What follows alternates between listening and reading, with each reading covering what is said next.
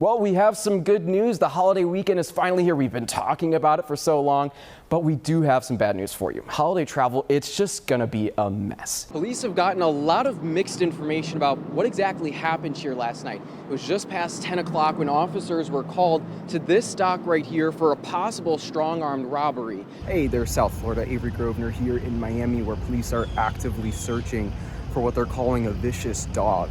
They're telling NBC6 News that 2 dogs attacked a woman and sent her to the hospital earlier this morning. We have just learned this afternoon Donald Trump, the former president of the United States, pleading not guilty through his attorneys to federal charges of withholding classified documents. Trump, now the first former president to be a target in a federal investigation by the DOJ. Now, he was arrested and surrendered himself to federal authorities and fingerprinted in the Miami courthouse behind me.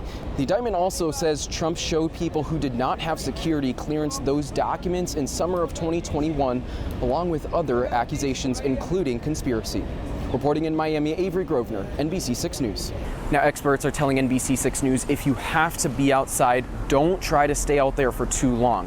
And when you get a chance to stay inside, find a place with cool AC and make sure you stay hydrated. Now, looking down here, you can see these darker shades of red. That's where you're going to be expected to pay a little more. Monroe, you're looking to see just below $3.36. And if you're traveling near Miami-Dade County or Broward County, you can expect to see $3.32.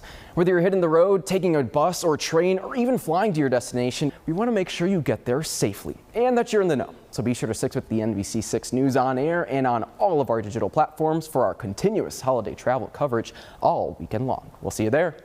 We have an uplifting update on a South Florida toddler who has been in the fight for his life. Remember 3-year-old JP Medina? He went viral after his parents' plea for a new kidney. JP was born with a disease keeping his kidneys from processing toxins. So this little guy needed a new one. I had the chance to sit down exclusively with his parents. In a story you'll see only on 6, JP's parents have a special update on their son, all thanks to one woman. She's all done? Hey, you. She changed the lives of many people that day. That day, a stranger answered the call that would save a South Florida boy's life. He has a really good understanding of what he's going through. Earlier this year, we told you about John Paul Medina's 3-year-old son, JP. He relied on dialysis every night for 12 hours. And after years of crossed fingers and false hope, last month... We're arriving here at Jackson. I'm ready. We got this. Laris Palacios signed the dotted line, agreeing to be JP's kidney donor.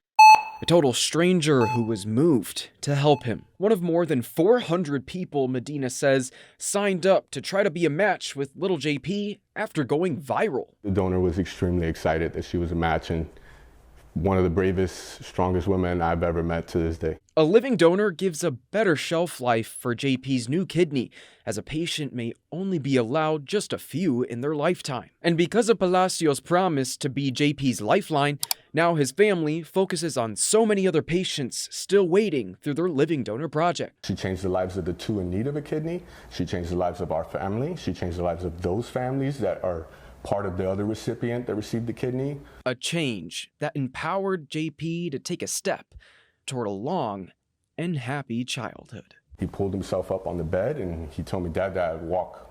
Just wanted to walk. And he has a hard time walking as is, you know? That says a lot about his character, his strength, and how strong he is and how he's overcome so many different things. A close call after taking off here from Fort Lauderdale Hollywood International Airport, leaving one person injured. The FAA says 2 planes almost collided more than 20,000 feet in the air. Passengers tell NBC6 News that they weren't sure if they were going to make it home safely. It felt like when you go on the top of a roller coaster and you go straight down from the highest point. A mid-air scare sending panic on board. The FAA confirming an Allegiant pilot had to fly higher in the sky after another aircraft was reportedly at the same altitude. Flight attendant, when we got off the plane, actually told us that the pilot saved our lives, and it wasn't until we heard about that sensor and that he had to actually move the plane himself that we realized just how lucky we were with the pilot we had. An Allegiant spokesperson says a flight attendant was injured after losing her balance. The Lexington, Kentucky-bound flight carrying 175 passengers and 6 crew members, according to FlightAware, went wheels up from FLL at 12:44 p.m. The FAA saying an air traffic controller in the Miami Air Route Traffic Control Center instructed the Allegiant flight to turn eastbound at 23,000 feet in the air when it crossed in front of a northbound Gulfstream business jet. As soon as we get into the airport, my little family, we grouped around and I looked at them and I said, I'm not getting back on an airplane. The private jet receiving a similar alert, the FAA also says the pilot on that plane had to take evasive action. A closer look at the plane's trajectory shows the sharp turns both pilots had to make to stay safe. At the speeds airplanes travel, especially jets, it doesn't take long to cover a mile or two. In this case, that seems to be the most likely. The two airplanes were on a collision course, and the controller might not have remembered that. Luckily, the equipment took over and kept a disaster from happening. Now, the FAA did not comment on how this all happened or how exactly close those planes got to each other. Meantime, there's no word on how many people were on that private business jet, where it was coming from, or where it was flying to. But the FAA says it is investigating. In Fort Lauderdale, Avery Grosvenor, NBC 6 News.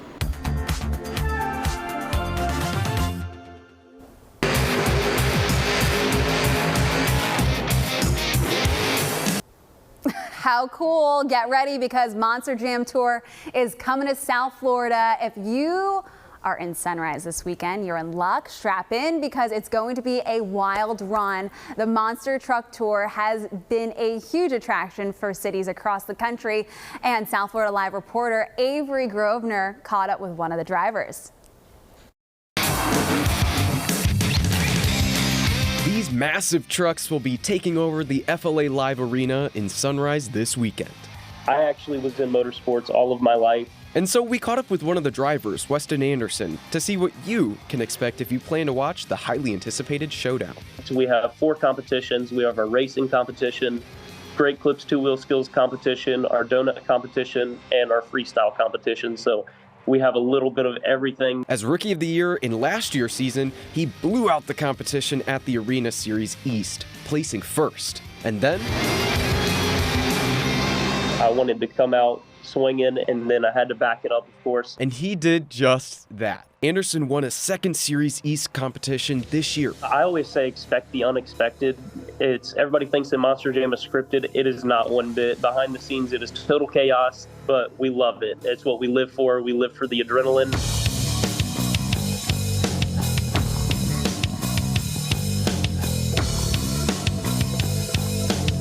He says he's excited for fans to watch him catch some big air on Saturday.